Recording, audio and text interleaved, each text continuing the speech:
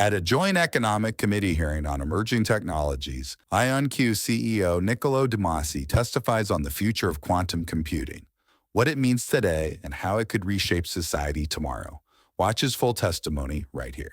I am Niccolo Masi, Chairman and CEO of NYSE-listed IonQ. IonQ's founder created the entire category of quantum computing 30 years ago with a famous empirical demonstration and associated 1995 publication. IonQ has been building ever since and today is based in College Park, Maryland. IonQ is the largest publicly listed quantum company in history by any measure: patents, revenue, PhDs, balance sheet, and market capitalization. I'd like to make three main points this afternoon. First, that IonQ's quantum computers are operating on both sides of the Atlantic and rapidly commercializing globally. Second, that quantum technology is transformational and will become a core economic engine and job creator. And third, that quantum computing is vital to and advances our national security interests, and we must invest to ensure we beat China. Quantum computing is the most profound technological shift of the 21st century and is the final frontier of the computing revolution that began 80 years ago. While classical computers process information in series, quantum computers evaluate solution possibilities in parallel. IonQ will soon be able to solve a wide variety of highly complex problems that would take the most powerful classical computers millions of years to resolve. IonQ quantum computers are already changing approaches to material science, drug discovery, logistics, financial services, supply chain, predictive maintenance, defense and intelligence, and secure communications. We are the fuel of innovation and are poised to positively accelerate every aspect of applied science, as well as amplifying artificial intelligence. IonQ's technology will ultimately save lives by supporting rapid advances in areas such as cancer research and disaster prediction. At IonQ, we're building our 5th generation of machines, which are 260 million times more powerful than our 4th generation. This tremendous speed up in a single generation is a hallmark of IonQ's quantum computing technology, which is inflecting powerfully in the mid-2020s. Partnering with AstraZeneca, Amazon Web Services, and NVIDIA, IonQ announced this past June a 20x speedup in computational drug design. This turns nearly a month of classical computational work into just a day and a half, and was achieved on our 4th generation machine. It won't be long before we can turn a year of classical computational work into just a day. Analysts estimate that by the mid-2030s, the economic impact of quantum technologies will be in the trillions of dollars, creating hundreds of thousands of jobs. Governments around the world are investing tens of billions of dollars in national quantum strategies, and the White House has designated quantum a core national R&D priority. Nations moving first as technology leaps forward build long-lasting competitive advantages. IonQ has spent over $4.5 billion thus far building our company and considers itself a key partner for our nation in our race to prevail against the PRC. IonQ quantum computers use vastly less energy and space than classical supercomputers. Simulating our upcoming 256-qubit system fully using a classical GPU is estimated to require 1 billion terawatts of energy. Planet Earth presently only generates 1 terawatt per year. This strategic efficiency attracts investment, as we have demonstrated by raising $3 billion between July and October this year. IonQ is also the only company in history to have created a complete quantum platform that connects quantum computing with quantum networking, quantum cybersecurity, and quantum sensing. Our quantum sensors have created next-generation positioning, navigation, and timing solutions, which allow for next-generation GPS to be 1,000 times more accurate. Our quantum networks allow distributed quantum computing and the unhackable transfer of information. Quantum is no longer speculative. It forms the backbone of the next generation of computing and security infrastructure. The combination of quantum and AI is a once-in-a-century opportunity to accelerate productivity growth, industrial competitiveness, scientific progress, and economic resilience. If we act decisively, we can ensure that our nation leads and the supermajority of value accrues first and foremost in the United States. Could you comment on the investment landscape and projected growth of quantum computing? And in particular, I'm interested in how the United States compares to China and the rest of the world in number of startups, patents granted, capital, and scientific publications. What's the mark to market on where we are relative to the rest of the world, and who's growing or who's accelerating? Thank you for that question.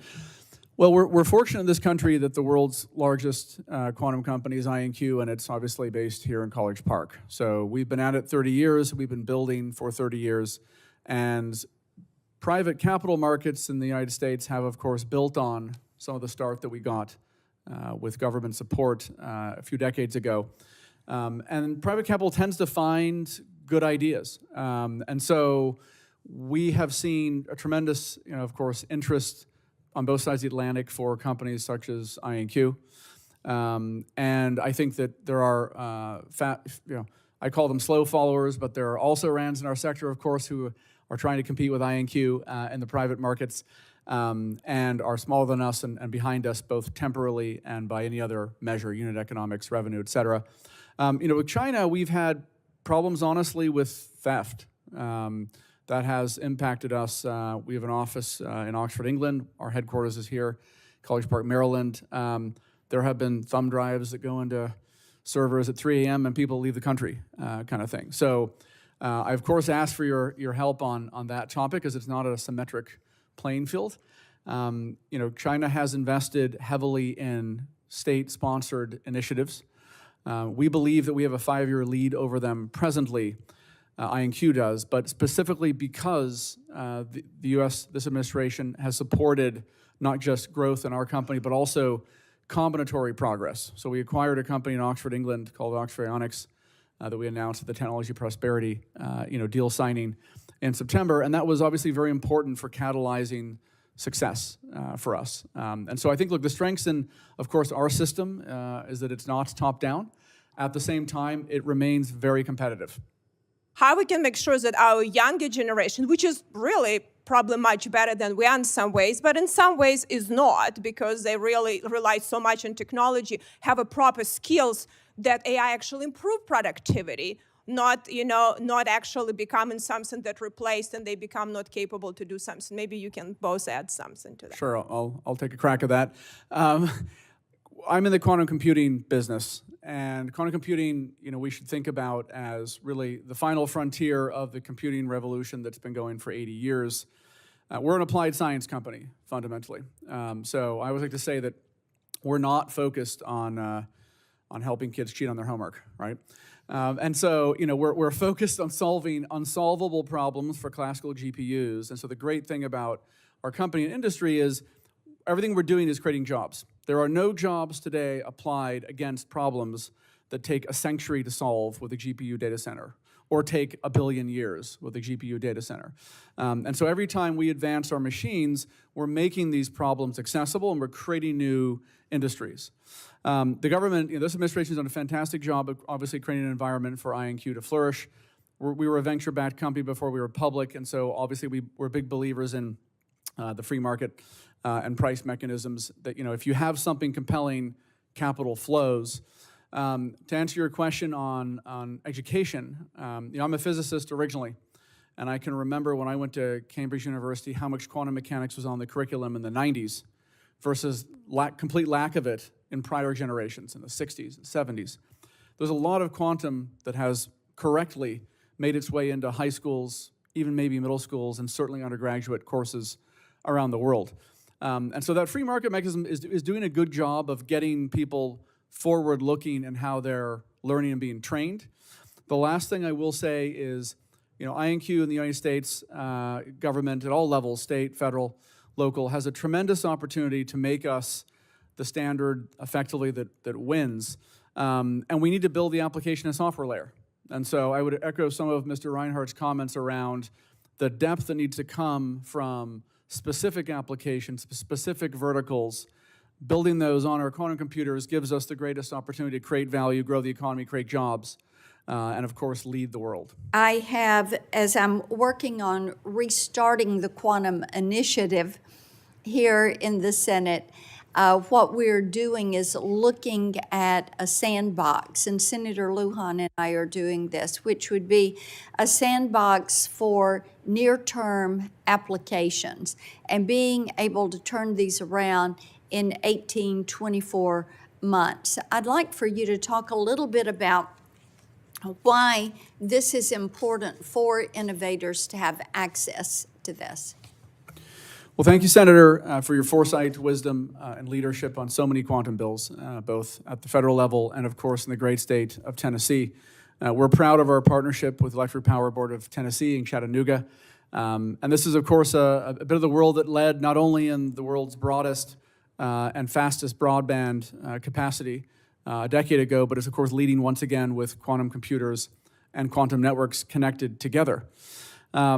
The opportunity, both at a state and federal level, nationwide, is to recognize where the ball is going, where the puck is going. And as you correctly identified, the opportunity for value capture is moving, we believe, at the pace that IonQ is leading the quantum computing, networking, and sensing space to very much be about software and applications and how you capture value in solving problems that can never be solved with classical computers using our quantum computers in partnership with the next generation of effectively software engineers who use that hardware to solve problems in record time that otherwise aren't part of the economy.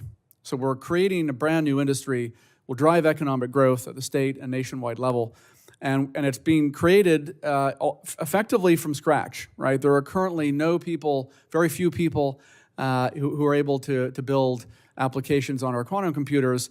And using our quantum computers and networks, you not only can perform calculations that will create, pharma progress, financial services progress, supply chain progress, predictive maintenance progress, of course, defense and intelligence, and financial services progress. And ultimately, you can do that and compute with our machines and also transmit that data and keep it unhackable and safe. So this is the industry of the future. This is the industry that matters in the 21st century. We obviously need to continue to reauthorize everything we've depended on, in prior years to get to where we are. I think there's a very, very brave future, not just for the great state of Tennessee, but also for our whole country, if we continue to adopt quantum computing, quantum networking, sensing, and realize that the game has now moved on to specific software applications in every single vertical that matters in every state and nationwide.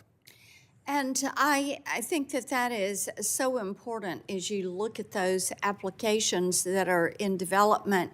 And of course, you all have done some great work with Oak Ridge, which is there in Tennessee. And of course, the Frontier, world's fastest computer, has been there in Oak Ridge. And we have a lot of innovation. And then you mentioned your partnership with Chattanooga.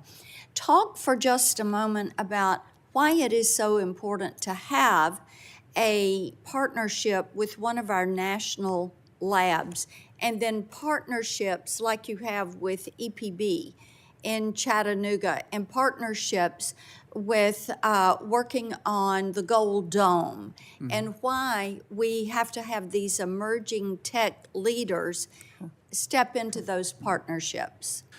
Yeah, well, as you're undoubtedly aware, and Undersecretary Gill at the DOE and I were chatting about a week or two ago, $9 out of $10 spent on R&D are coming from the private sector, but that 1 out of 10 is really important for sparking progress, particularly in early stage projects. Our partnership with ORNL, deeply important in advancing both quantum computing and quantum networking in the great state of Tennessee, but also nationwide. And so the right partnership here is really what I think is creating the ecosystem for our success, honestly. And that's true both at the state level and the federal level.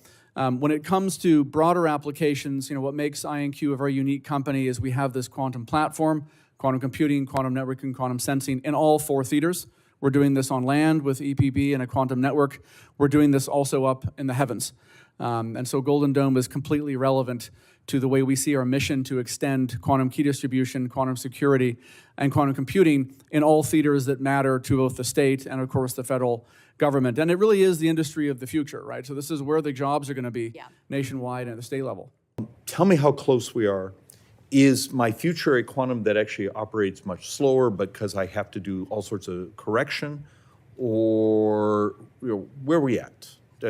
Because I actually, to my vice chair, I actually went to New Hampshire in August to go see one of the projects they have there where they're trying to actually do, here's our setup and here's actually how we're dealing with noise. Where are you at?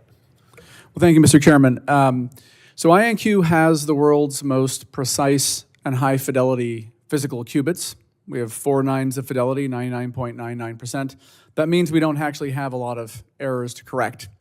And it's one of the reasons why for the last 30 years we've led our industry, and we continue to lead our industry in every milestone you can imagine, from when our machines turned on, 2017, when they went in the public Google, Amazon, Microsoft Cloud, 2020. We've been running applications and selling cloud access and systems the last 5 years, and we've obviously expanded into other branches of the quantum ecosystem. So quantum, from our perspective, is very much now, and it's inflecting right now in the mid-2020s. It's possible to try and build a quantum computer in different ways. Everyone else has a considerable temporal lag to the path that we've been on as we started this category in 1995 with our founder. And everyone else also has a significantly poorer unit economic pathway they're on. So you're going to see much more expensive machines much later than us, right? When I think about job creation and where we are from that perspective, quantum computing, quantum networking, quantum sensing, we've created this industry from scratch, and it's just inflecting. And as I said a couple of minutes ago, we're solving problems that cannot be solved with all the supercomputers in history combined. Okay, and so is that running operational? So if I go to Mr. Reinhardt and grab one of his buddies and say, okay, I need AI to design my code, and then the question, and I bring you I want to design something on massive, on synthetic genomes. And so the math is computational in today's computers, takes a decade to do some of that math. I can bring it to you. Are you ready to calculate it? Yeah, as our machines get more powerful, we're taking down more and more of the workflow, right? So at the moment, as we've demonstrated with NVIDIA, AstraZeneca, Amazon Web Services, we can turn a month of classical computation work on some genome problems, quantum chemistry problems into a day. Soon it'll be a year of work, and eventually it'll be a century of work into a day. We are, of course, partners with classical AI companies, because at the moment, if there's phones and laptops in the room, these are all classical input devices. So there's classical input devices that then need to call our quantum computers for a portion of the problem. Over time, because of our energy efficiency, we use very little power compared to classical AI. We're not power limited. There'll be a natural drive for people to want to run more problems and more of the problem on our machines, because it's just going to save money and save resources, right? So not only with labs like ORNL are we working on grid optimization and power distribution problems that our quantum computers are uniquely good at, the virtue of running problems on our machines actually helps solve some of the concerns that the committee has had around where the energy future is. What would the economics be in the United States if every car, every truck was automated? And the growth in the economy was remarkable. The number of people that don't end up in hospitals was remarkable. The ending of accidents was remarkable. It was actually, the authors were arguing that it was the single biggest thing you could do for making the society wealthier. Turns out was the automation of transportation. How do I get the people I work with here to sort of think through that these leaps, these sort of punctuated equilibriums of new levels, and much of that would require you and quantum to make it work? Sure. Look, you have every right to and should be optimistic. I'm hugely optimistic about the coming years and decades, because technology has improved every aspect of lives when you stand back and look over a medium time horizon for the last century, if not centuries. Trying to prevent computational progress and capturing new value, that doesn't obviously improve economic growth rates, which means it doesn't tend to improve lives. I think that you are correct to identify possible breaks in certain domains. There has to be obviously some consideration of the balance of safety and efficiency when it comes to classical AI and hallucinations. The good news is quantum doesn't hallucinate. It's actually deterministic. So there's a great future coming around the corner from quantum AI, where just the algorithm that you ask a quantum computer to run is run. It doesn't try and sideload itself on when you try and turn it off. There's no Skynet, concern. And so I think that 2030 and 2035 will remind you of where we were in 2015 from a philosophical perspective. I think this concept of black box neural networks, where you dump in a lot of data and you look at correlations and you say, is that smart? Is that helping us? Yes, it is to some extent. But I think that in the long term, we'll see quantum AI supersede classical AI, and it'll be great for the regulatory regimes that we like to be in, as well as great for the way job creation works, where people like machines to amplify their domain expertise and their efficiency. If tomorrow we had a widely available quantum chip, how much of these AI centers around the country, are almost no longer needed? Well, no, I mean, to start with, sir, what we've shown is that our quantum computers can actually help generative adversarial networks learn faster and learn more precisely. Do I need the same scale of investment? I was trying to find a polite way to say. Yeah, I think you'll see hybrid workflows in the medium term. In the long term, you'll see, of course, more quantum workflows because less power is required. But you'll see quantum data centers get created probably in the same space. But dramatically less power, less space, less With our machines, cooling, yes. So I'm just trying to figure, if I have $100 billion being spent on building these and you show up in 2 years, is this almost a stranded investment? It's not, sir, humbly, because today your phone, your laptop still has a CPU and a GPU in it. And there'll be a day when you have a CPU, a GPU, and you have cloud access, or a QPU, a quantum processing unit is what we call our machines. And you do see specialization in these, let's just say, investments as well as infrastructures, right? Low latency turnarounds on things like advertising, banner ads, GPUs are great at that. And you've seen a lot of investment in that. We're focused on taking problems that might take a century or even a millennia or a million years or a billion years and turning those into days, and we hope hours. We're not focused on the microsecond turnaround times. So the future is bright because you see GPUs growing the total economy on top of CPUs. You'll see our quantum processing units grow the compute space in the economy on top of GPUs and CPUs as well. Interesting. You and I should have a coffee, because I've always seen a replacement of, particularly the GPUs, but they run alongside each other for a long time, and I think that there will be eventual replacement, but it tends to be slowing down of growth, and it tends to be, the new technology grows really quickly. But we'd love to have a coffee, sir. For more congressional news, stay tuned to Congress Clips, and thanks for watching.